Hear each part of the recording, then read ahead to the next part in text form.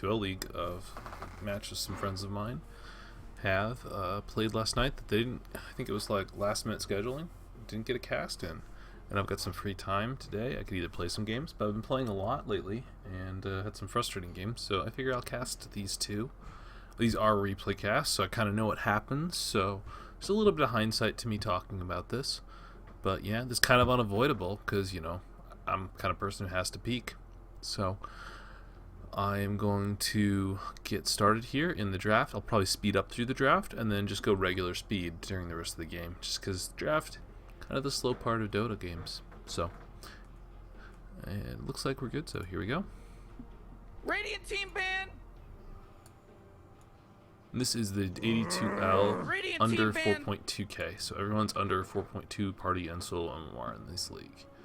So. Oh man, Rick, there's only 10 seconds left to pick a hero. 5 seconds left now.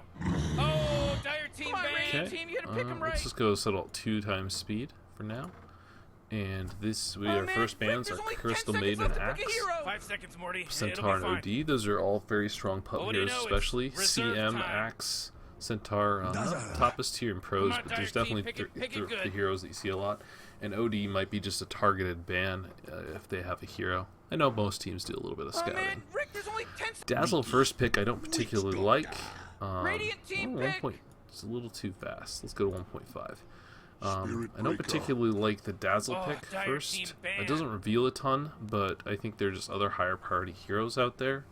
For example, I think maybe say an Abaddon would have been good. You could just pick a higher tier offlaner or maybe a higher tier support, but if you don't want to reveal much, I do like the Spirit Breaker counter to the Riki. Also, Spirit Breaker is quite good against Witch Doctor. He can cancel Witch Doctor ult even after BKB is cast out. Additionally, both these heroes do primarily physical damage, which Dazzle's weave can counteract. And Spirit Breaker is a tanky counter ganker. Obviously, if he carries dust, you can easily kill Riki. So far in the first 2 picks, I don't like either team picking both supports. And I'm assuming all these heroes are being played as support, though you never know. Especially in amateur leagues, you can kind of get everything can go on. So, next bands, Invoker, Slark, makes sense. Sniper, kind of pub smashers, dominators. Right from the start, Riki and Witch Doctor don't do much to help you high ground. They don't do much to help you Roche. So I think you kind of want to ban out heroes that make that sort of hard to high ground. And then Spectre gets banned out. Spectre is a really good pub hero. I actually think Riki's pretty good against Spectre. You can really harass and punish her when she's farming up the Radiance alone. You can find her. Cloud prevents her from potentially haunting out, that sort of thing. Plus, she doesn't really want to build NKB, so Cloud remains very effective against her. The Desolate part of your attack doesn't miss. A little interaction that people often don't know. And Lifestealer is just a great hero. Riki's a nice partner for infest bombing. You can also scout with the Riki. Not only that, if Riki gets charged because they spot him and Lifestealer's in there, Lifestealer can quickly turn that sort of gank around. And Lifestealer's just a strong hero, especially when you have like a Riki roaming. Like Witch Doctor, Lifestealer is a strong lane. There's 2 strong laners, they don't necessarily need help. And then we get a Vengeful Spirit pick up here. I don't like Spirit Breaker as an offlaner, so hopefully it's a core Venge. Venge Dazzle is a strong support duo. I just don't think Spirit Breaker's a good offlaner. But Venge Dazzle, there's already a ton of minus armor there. Good amount of lockdown, and if you do play Venge's core, you've got good lockdown on your cores. Although that core provides some of the lockdown. Daft Gank, I think, needs to probably, I'd say, get some sort of synergy. Okay. So that gives them a lot of team fight. Magnus amps the Lifestealer's farm. It amps the Riki's damage. Provides a setup for coconuts. BKB piercing stun, which is very important to have. Not only that, if that is a core Vengeful, Magnus would have been a really good pick for them. So you can kind of punish there. And there's the other top tier offlaner. See, I kind of feel like Magnus Abaddon should have been in the first phase. I think they're two strong heroes. Like, banning out Invoker, Slark, Riki, Vengeful is pretty common stuff. Like, these are the sort of heroes that you could deal with in drafts, because there's other carry heroes that fulfill much the same function. Like Clinks, for example, can do a lot of things Slark can do, that sort of thing. But Abaddon, Magnus are probably more well-deserving of bans in the second phase, because the pool offlaners is more shallow, especially when you've taken out Axe and Centaur already. Ooh, Radiant team ban. Arc Warden ban. That's interesting. That has to be a targeted ban. I just don't think otherwise from there. So yeah. Oh man, Rick, there's only 10 seconds left to pick a hero. Yeah, 5 seconds left now. Radiant team pick. So this is definitely core vengeful, so they just need to pick their mid laner. And I think the same for Daft Gank, though you can't play the Magnus mid. I don't particularly like it. Oh man, Rick, there's only 10 seconds left to pick a hero. 5 seconds, Morty. It'll be fine. Reserve time. So, yeah, I'll be interested to see. They ban out the Ember. So yeah, they also feel like the Magnus is definitely an offlaner, which makes a lot of sense to me.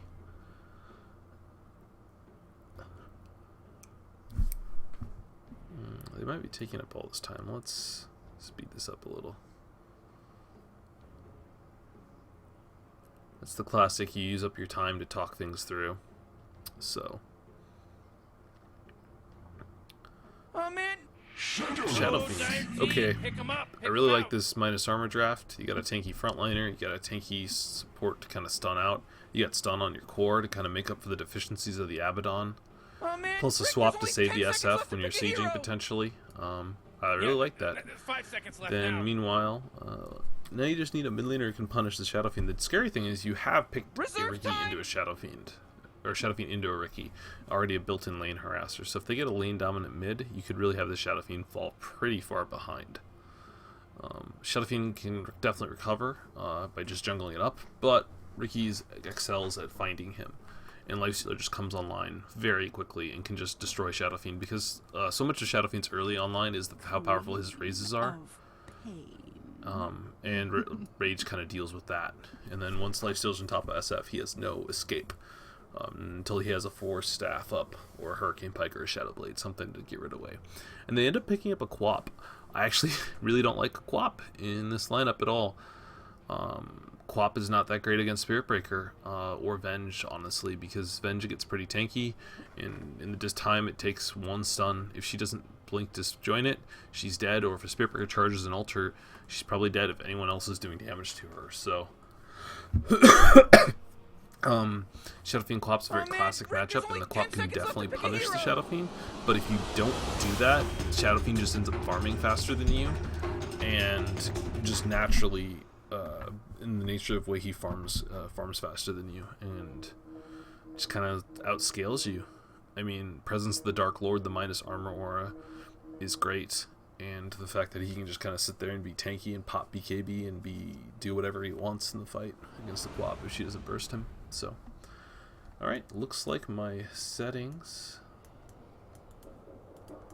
Huh. Why aren't they doing anything? They're just standing around. I am Relax, not Morty. on free camera. Okay.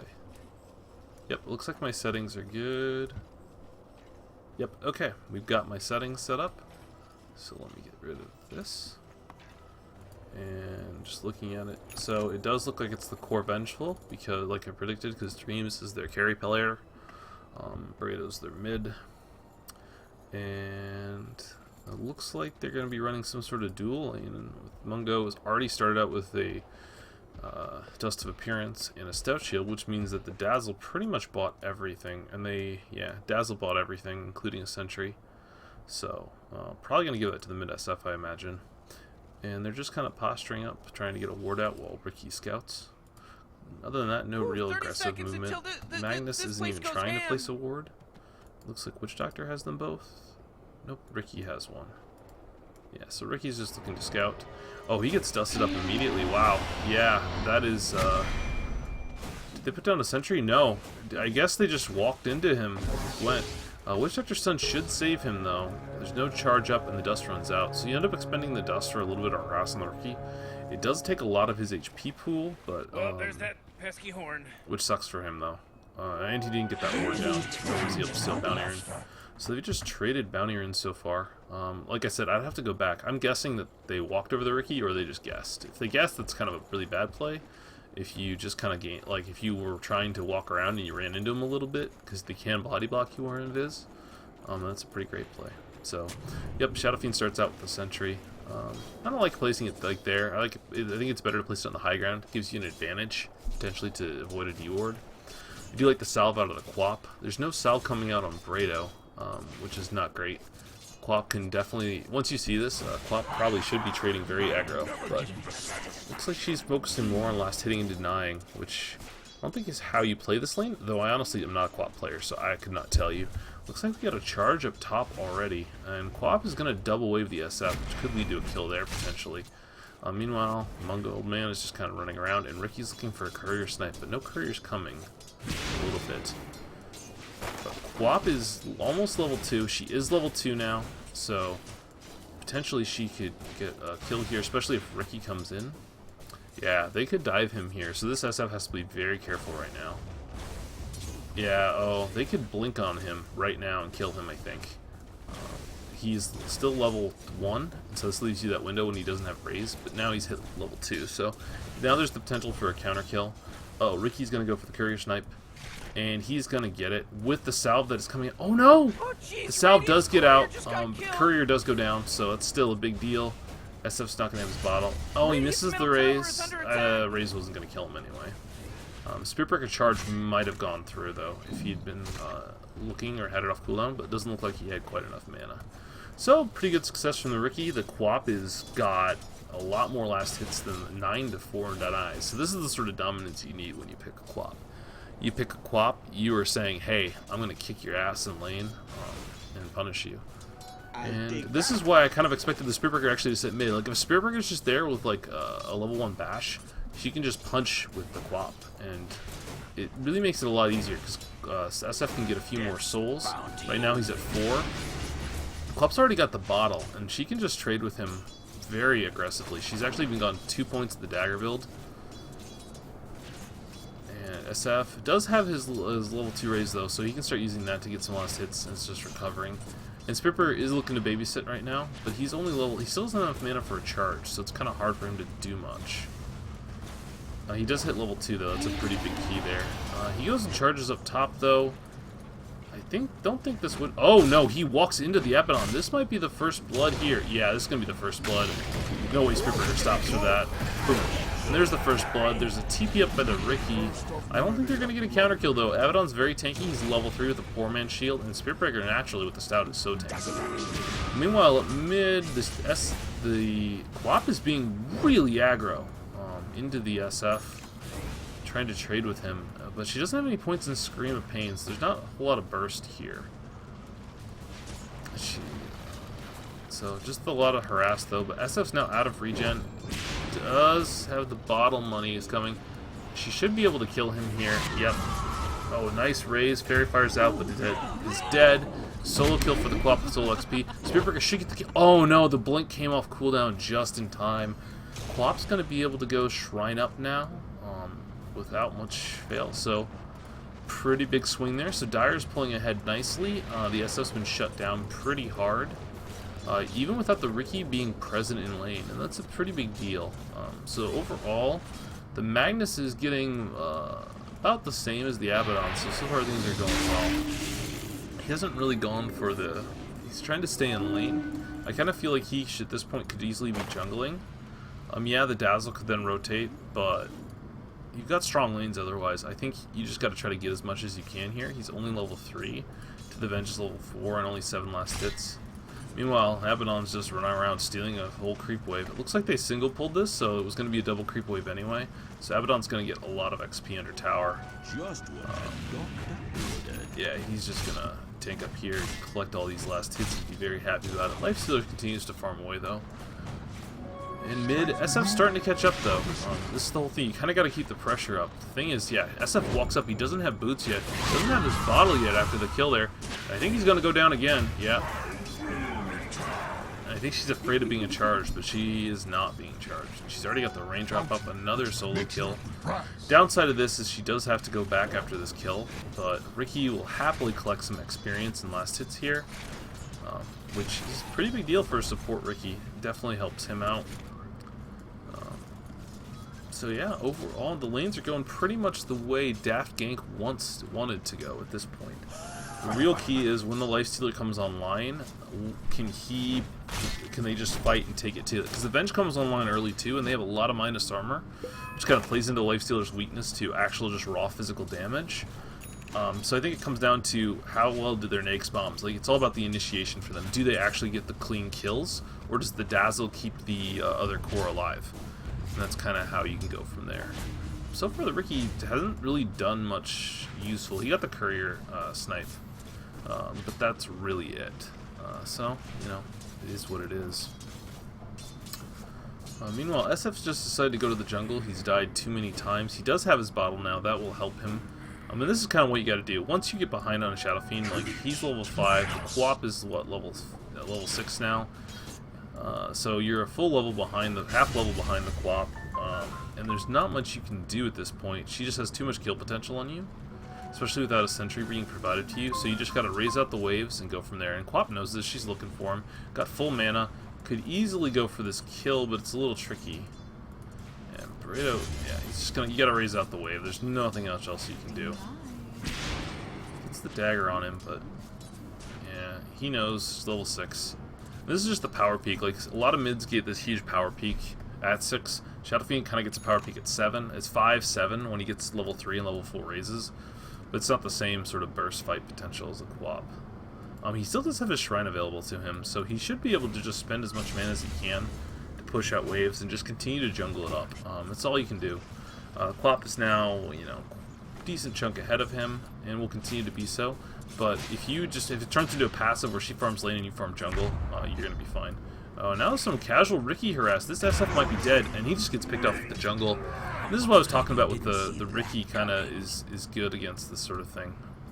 I don't know if I mentioned it, but Riki's good at finding the SF when he's trying to recover in the jungle, or that sort of thing. Spiritbreaker is charging, but so they don't have any wards to protect this jungle, and they've got a nice ward here, not blocking any camps to give them vision if SF's farming these 2 safe camps.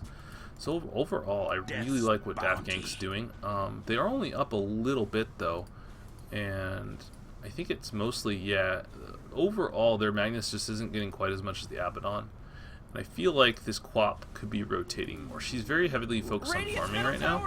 And yeah, it's great to farm this lane, but I feel like once you hit 6, on this hero, you just want to kill people. And while she did get those kills in the lane, at this point the SF's not going anywhere near the lane. He has the levels sufficient to push out the wave into Quap, and he can do so more mana efficiently than she can. His nukes are just cheaper and do more damage. I think it's fine. I think at this point Quap should look for a good rune, try to get a gank on this Vengeful Spirit, who is keeping up quite nicely with the Lifestealer, and is getting pretty strong herself. He's got a full wand, he's going to have her quill soon, he's got his phase boots up, good levels, level 6, maxing out the Vengeance Aura instead of the stun. Not a big fan of that, actually. I think you got a max stun on this hero. It just does more. Aura scales with your stats, your base stats. Your base stats are at their lowest at this point, basically, because you only have a wand for stat items. You want phase boots, which are fine. It's a preference thing, but you definitely want there. Okay, Quap's got Invis Rune. It's got the and I think Burrito is just 100% dead. Yep, gets veiled. Its punch doesn't even have to commit the ult. Just one cast there, and they got TPs in and going for counter kill. If he keeps going though, he's in trouble. He does break off the charge after impacting on one. And Quap still has her ult up, so, you know, already has a Veil, is doing really good things here. Lifestealer should be close to Armlet. Yeah, no, he's going Midas. Ugh, I do not like this. I think this is, you got such a tempo wrap with the Quap. I don't think you want to get this late Midas after that. Oh, looks like they're gonna go down here. Oh, nice cast on it too. Oh, but his only got 2 points in cast. A nice rotation by Brado. Looks like they're going to swap in on the Riki. They're going to finally get a counter kill here. Oh no. Spiritbreaker might get there. They're walking to the shrine. And it looks like, yeah, they're going to get out. Everyone's fine. So all in all, pretty big rotation there. See, this is what I'm talking about though. Like, I feel like you're so much stronger now because of what your Quap's on the SF. The SF rotates. The Quap should go say, okay, you've rotated, I'm gonna rotate. I'm stronger than you. I've got a Veil up. I've got a Sonic Wave, a Max Scream of Pain. I'm just gonna kill everyone. Instead you're kind of farming, which, I mean, obviously you're gonna get ahead. Like, you get all these items, but you want to leverage your advantage. And Quap's not a hero who wants to get in a farm war with the SF. Now, obviously, they've been keeping the pressure on. They ganked to mid. They had the Riki come find him. though they dewarded this nicely. It was a nice call by them to deward. Okay, it looks like they're going for it here now. Pop gave the bottle. Nice play there. You give the bottle so the regen rune can be used by the Magnus. And they've rotated back. Lifestealer should have completed up his Midas. He's got his Midas done. And he is not going to get an armlet. Okay. That's bad. Like, the whole reason Lifestealer functions as a hero is with armlet. Like, I used to play Lifestealer without an armlet, and you can make it work. I certainly did a few times, but I'm not a good Lifestealer player. 2, it just misses the peak. Yep. Oh, there's the RP in. Looks like Quap got a kill on the Spirit Breaker, then they used the RP to kill the Venge. It's now 6-1, a full 4k gold up, and yeah, now the Midas on the Lifestealer's done. And Midas is a fine choice. It's a little later than you'd like it at this point, but it's still pretty good timing. I mean, we're not pro players here, and the Abaddon was pressuring him on the Spirit Breaker. But now at this point, I really think you want that armlet. I think this Magnus is going to pay for it with his life, though, with the charge. Nope, they canceled the charge out. Yeah, it looks like the Witch Doctor saw it coming due to the ward in there. They're trying to fight this Witch Doctor. An unlucky bounce from in there, but Dazzle comes in. SF's here, doesn't have a ton of mana. Should be able to get the kill there. It's a big kill for the SF, and they get the nice double kill. Should the one, but they don't get the XP. That's so huge. The double kill gets the Shadow King back in the game. They get a D ward just because they put down a sentry for that fight to catch the Riki. And that is really big for the SF. Like, the gold chain 700, they still got a nice lead on the Dank thing, but it just gets the SF closer back in the game. He actually even went Iron Talon. I actually don't like this on SF, simply because if he invested this money into a Raindrop and a Bassi to finish up his Aquila, he would actually get more farm speed out of it. Just this equivalent money. Shadow Fiend farms with his mana more than anything. So just efficient use of Bottle Crow and mana items gets you more than an Iron Talon. Unless you're like going straight jungle or something weird, but he is not a straight jungle SF. They're trying to pressure bot tower, but again, this Quap really isn't rotated. Looks like she just killed the Spirit Breaker with her nukes. I don't think she used Scream of Pain there. I missed it because I was watching the action down there. And I just feel like this game is really passive here. Lifestealer's going in on this Spirit Breaker, but Spirit Breaker's pretty tanky. Oh, and he's getting charged back. They're going to rotate on him here. His rage has been expended, but he's just going to walk away because he's fast.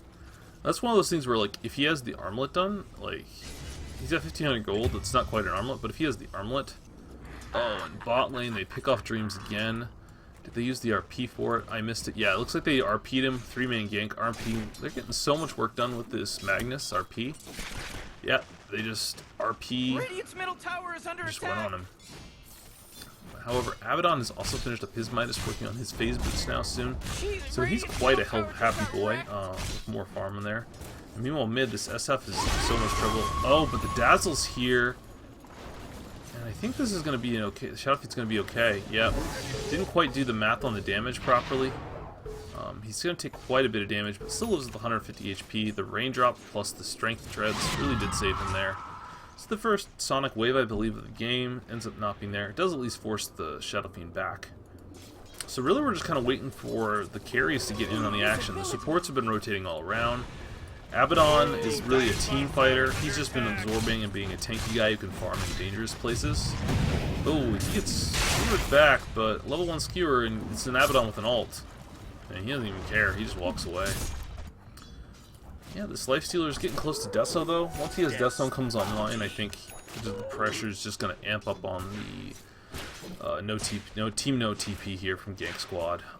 And then this Quap can get extremely active and things can get really ugly for them. So let's switch over to the net worth. It's about that time of the game. And yeah, you can see the 2 cores are just ahead, though Mista Blue is farming like a storm on this Abaddon. Just hasn't died. You know, got the 1 kill with assist on the first blood, and has just been tanky and running around with his Midas. He's going for the quick Vlads after there. I like that. I think Vlads is a pretty good item in this game. I would probably prefer Solar Crest, but, you know, honestly, you're probably going to get both. Eventually, Radiance, I think, is great this game, just because of the canceling of Blinks, potentially on Magnus, and the ambient damage really does hurt the Riki and the Witch Doctor and the Quap quite a bit, because they're not tanky heroes. And the Dreams looks like he's got his Dragonlance completed, so I still like Helm of the Dom on this here. Oh, the missed RP from Tails here. Just went in with the blink reveal, didn't get the RP. They are going to collect them though. There's the stun, the shallow grave, but they should be able to clean this up with the screen pain. Oh, a nice swap away in. And this is actually turning into disaster because of that missed RP. They're going to just get raised up. Witch Doctor Earl's trying to do damage, but the Co-op's caught out by there. The Shadow Fiend is picked off there. Abaddon keeps running in. The Venge also ends up getting picked off in the end. Co-op might pay for this with her life. Oh no, she's able to blink away. This ends up being disaster. Oh, does get the Scream of Pain off, but Abaddon's going to go down. And this ends up just being a disaster. After the missed RP and kind of the way the counter engage came, I thought this was going to be turned around, especially since it was a 4v5. Lifestealer wasn't even there, and they handily win that fight. Just kind of just shows you when you're ahead, the power of the Co-op there. She was able to get out, re-engage. She's working on her Orchid already. Riki's been doing so much work, he's able to just walk into the fight and just punch the Shadow Fiend to death. Meanwhile, the Lifestealer now has his Deso up, just Midas Desolator. Sitting here, top of the net worth, hasn't really done much this game. No kills, no participation, kind of farming away like he's an AM. But at this point, it kind of needs to stop. He's like, once your Deso's up, it's go time. This tower should definitely be dead. Once you have the Desolator, there's no reason you can't bring up like 2 other heroes here and just pressure it down and get that tower, and then just start rotating around the map. Excuse me. So yeah, it's definitely go time. They've got all the key items up. They've got Blink Dagger. Co-op Orchid isn't really a hugely key item. She's got her max Blink. It's a really big power spike for her to have max Blink, Scream of Pain, and Veil. And Riki's scouting out Dreams, who does have the Dragonlance, but you know doesn't have the comparable net worth and items. Does have max stun now, so that's good. And see here, they're setting up to just do some 4-man Dota themselves. Honestly, I think this is one of the situations where you just trade this tower and you can get 2 more for it. Like this Lifestealer could easily be pushing in top. Yep, there's the fort. Looks like they do want to fight this, so the Riki's moving into position here.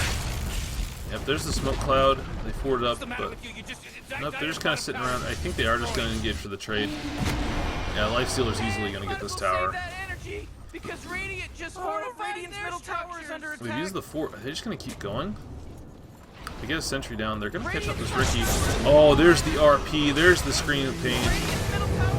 They get the Maledict onto 2, and the ult's coming up, but the Abaddon's just absorbing it all. Shadow Fiend dies before he gets his ult off, and the Vengeful Spirit's alive, though, and is very strong, and Quap just gets hit, doesn't get off her Scream yet. She hadn't used it, and could have easily killed this there. And again, the Lifestealer's just not here. It's a 4v5. Actually, no, it's not, because the Spirit Breaker hasn't even come in. But the Lifestealer's so strong, he's TPing in, but it's so late to the fight. He ends up getting bashed up. Magnus is going to go down before then, but the Lifestealer's going to go down. And it looks like the Quap finally did get run down by the combination of the Abaddon just being so tanky with his shields and Dreams Vengeful Spirit. So overall, a pretty big advantage for the no TP club because they were just down. They get the big kill on the Quap. And just, yeah, the Quap can get her ult off. The Lifestealer barely participated. He got 1 cleanup kill. And that's it. Lifestealer's now got an Invis Rune. He's going to look for a kill. The problem is with the Dazzle. He's just going to grave. Oh, there's the Smoke Cloud. He's just deleted. And he's got an Infest. They can Infest and get this Abaddon potentially. Oh, his ult's off cooldown. He's fine. So, they did get the tower top. So they traded 2 towers and a bunch of kills. But they did lose a fair chunk of their gold lead. Yeah, they lost about 2,000 gold lead there, but now they can kind of group up. If the Lifestealer just initiates the fight in one of the Riki vessels, they can easily get kills. This is a really good RP though. And Quap just needs to blow that Scream, I think. I think it can turn the whole fight around, potentially. Her Orchid's almost done too. That will really help with the Venge. And this just kind of highlights why I think Samael builds Quap the way he does. He actually goes Linken's. And it's because she's so squishy. Like, Venge just got like 1 stun on her, and then kind of forced her to be, kind of got run down. With the Lincolns, you can just avoid that one little bit of control, and you have so many stats. You know, the Orchid isn't 100% necessary. Now they're just going to roll him down as a 5-man unit. An empowered Lifestealer with Echo Saber Deso Phase, like, he's the strongest hero in the game by a huge margin. as long as they properly back him up, I don't think they can contest him. So you just try to, with the no TP squad, you just try to split the map as best you can. Hurricane Pike up on the Venge is a pretty big deal. Allows him to kite, but this tower is just dead. Looks like they're gonna come fight this. SF does not have a TP. No, he does have a TP. He's TPing in. Quap's getting charged. Really, Quap blinks away. Kind of draws the Spear again. The Lifestealer gets an infest and just takes our damage. The Scream only hits onto 2, but the whole fight seems pretty scattered. They don't get a good RP off. The Lifestealer just gets bursted down pretty bad, and looks like he walks. Yeah, he got killed through that. And just ends up being a big turn fight, 3 for 2, another 3k gold swing there, and it just didn't look like they got the RP on any of the key heroes here. Like RP into Smoke Cloud and ult, you think would just win you the fight, but it just didn't do anything. It looks like they almost killed the SF, but didn't quite finish him. Dreams was pretty much unhurt. Abaddon just tanked through it all. They killed the 2 supports, but you've got to burst the SF down, and you've got to burst the Venge down. Like, they're the key heroes to kill. They provide all that damage. And you can just see, like, yeah, the Venge doesn't have the items here, but this Lifestealer is actually not as strong as I keep thinking about him is, because he doesn't have this armlet. Like, he doesn't have the ability to just chunk through people. The raw physical damage and minus armor just wrecked him, and he didn't have that ability to just armlet up and man up on someone. Dreams just gets stripped under tower, but the quick swap away from the Abaddon, and now the Hurricane Pike, and now the Lifestealer's getting clocked out. He tries to TP out, but he's just going to get bursted. This Abaddon's dead too. Oh, do they have a TP cancel for him? They do not. Nobody saved any for him. That's okay. But still, this Abaddon did die once, but he's getting close to his relic, and once that happens, it's going to be so hard for them to fight into this, because you can't burst him down. Sure thing. I think you're just dead, my friend. Yeah. So, looks like Lifestealer's going for the Basher next. I think this is a mistake for him.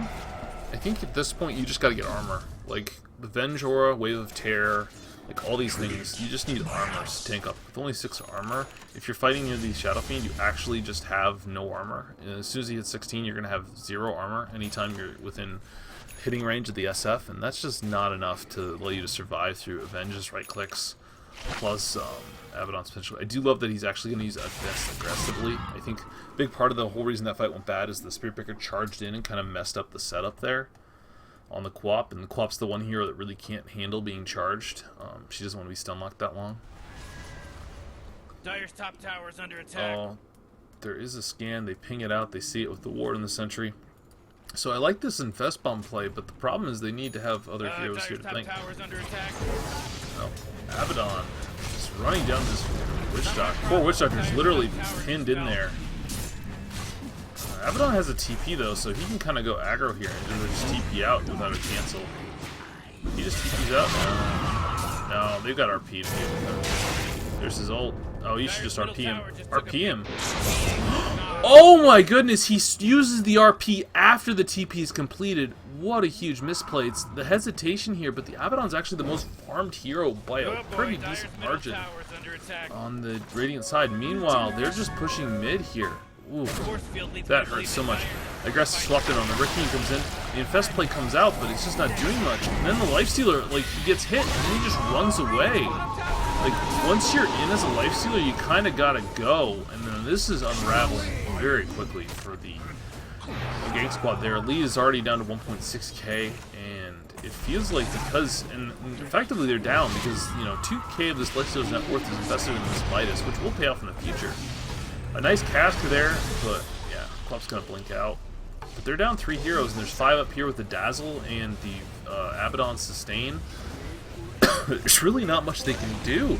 They can just heal them up and just run at them. Oh, Spiritbreaker dies to... It's gone. What? It's pretty lame. Yeah, he died to the Maledict, okay. Looks like he just died to the Maledict. So... Wow. So this game's completely turned on its head just because they didn't get really much... This Lifestealer's come to these fights, and when he needs to make an impact, he just died repeatedly. Like, that time he just walked in there, got in melee range of the SF, open wounds him, and then he's like, oh, I'm taking too much damage, and just tries to run away. You gotta man up. Looks like they do get a nice pick with the Ricky. Oh, but they do get the Witch Doctor in return. Now, Abaddon's very tanky. He has his money for his Radiance. He's just going to pop his ult, TP again out. Oh, they do get the skewer cancel, but can they finish this off? The Lifestealer's nowhere near. They do get him slowed down with the Diffusal Blade completed up on the Riki, but there's backup here. They do kill Mr. Blue. He didn't buy his Radiance, I don't think. He did buy his Radiance recipe, get it off. Spirit Breaker's coming back in, as is, I think, Lifestealer's running, but he is far away. Smoke Cloud's holding him up a little bit.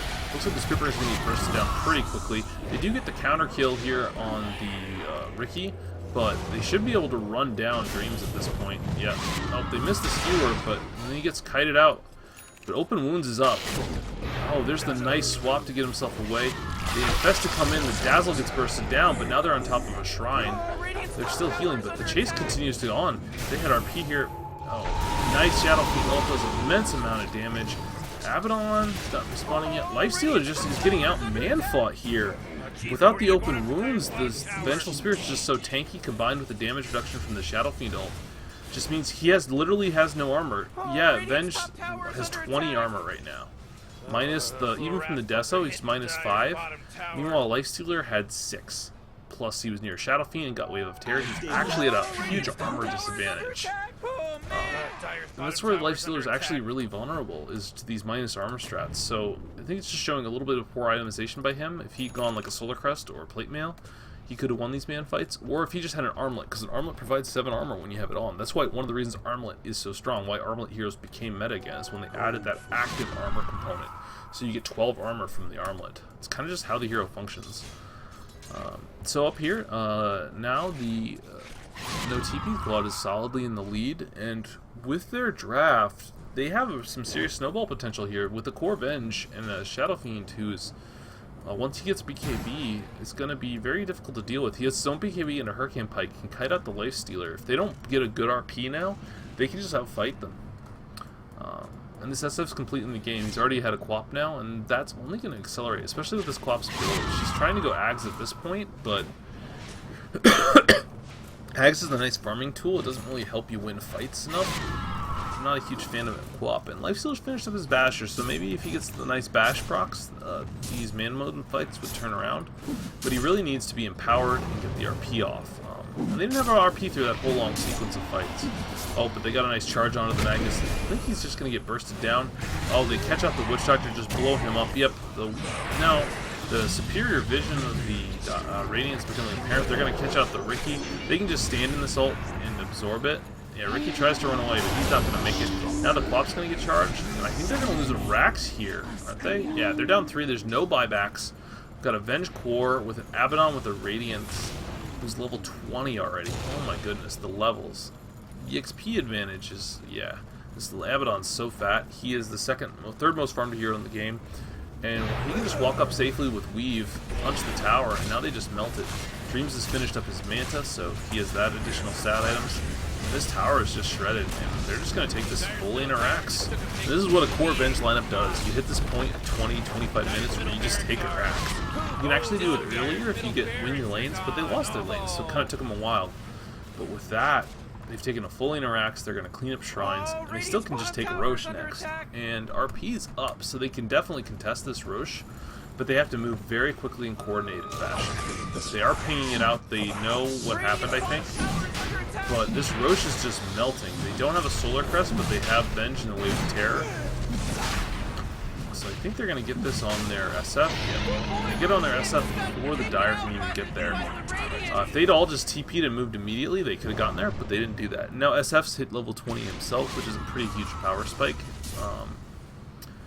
And yeah, so right now I think no TPs. They're 8k in the lead. They've taken a fully into Rax. There's always the chance that they get the God RP that just ends up, and then Lifestealer just slams and jams and kills everyone. But at this point, Lifestealer's no longer ahead. He doesn't have an Armlet. He has this Midas, and this Vengeful Spirit is so dang rich. He's going to have a full BKB next. Shadow Fiend's going to have his BKB soon. Once they have these BKBs up, I don't know if the Lifestealer's the only, in the Riki, I guess Lifestealer, Riki, and the Witch Doctor ult are like what have to carry them through. And I don't think he can handle their sustain through the Dazzle Weave, plus the Abaddon. Dazzle Weave and heals in the Abaddon. Looks like they know it. They've got the Aegis. They're just going to mark down bot. BKB's done on SF. Venge BKB. Dreams hasn't made up his mind what to purchase yet, but he can. Ags on the Quap can kind of get some split push threats going on, but they're not even pushing any lanes here. I guess they're scared about the Spirit Breaker catching someone out. Oh, boy, Yeah, they're just going to melt the shrine up. They'll die pretty much instantly. Oh, great. Dyer's bottom tower just And the tower just died to destroyed. creeps. It was already so low. And now you have to be very careful. This is all about the Magnus now. He needs to hit an RP, and he needs to hit a big one. The thing is with the SF, with the Aegis and his Hurricane Pike, he can just stand here on the high ground. Oh, they're actually really grouped up here. They can catch a 3-man RP. No, he didn't go for it. Where's the Magnus? He's handing back. Yeah, they split out now, but much better. Be nice if Abaddon would go up and hit the tower once, but I don't think they need to, really. Weaves at near max efficacy. Oh, they're really far up. You orchided this SF with a BKB. He instantly gets an Abaddon shield. It's just going to put him down. Yeah, that little bit of mispositioning earlier is kind of the time to go. And since then, they've stayed a little more disciplined. Only Abaddon's staying here for our double RP. And Abaddon's really not who you want to RP. Now I think, yeah, they're just going to weave up, heal up, and go with the next creep wave. I feel like if the Spirit Breaker gets a nice charge onto the Magnus, he should just go for it. Because if you take out the RP, I don't think they lose this fight. Abaddon just runs in. He doesn't care. Oh my goodness! His blink was canceled by the Radiance, and he just wastes RP. This is definitely the lane of Rax. They go on the Abaddon, who just heals himself up. Spirit Breaker is disrupting so much. They've already killed 3. Spirit Breaker does go down for this, but they're completely zoned out. The Venge is just hitting buildings, not even trying to fight the Quap, doesn't even care. Rado still hasn't lost the ult. Oh, there's the Scream. SF loses the ult, and the Venge is down. There's a buyback off the Magnus, but he is on RP, so does he really matter that much? SF has a BKB, can just pop it, get away.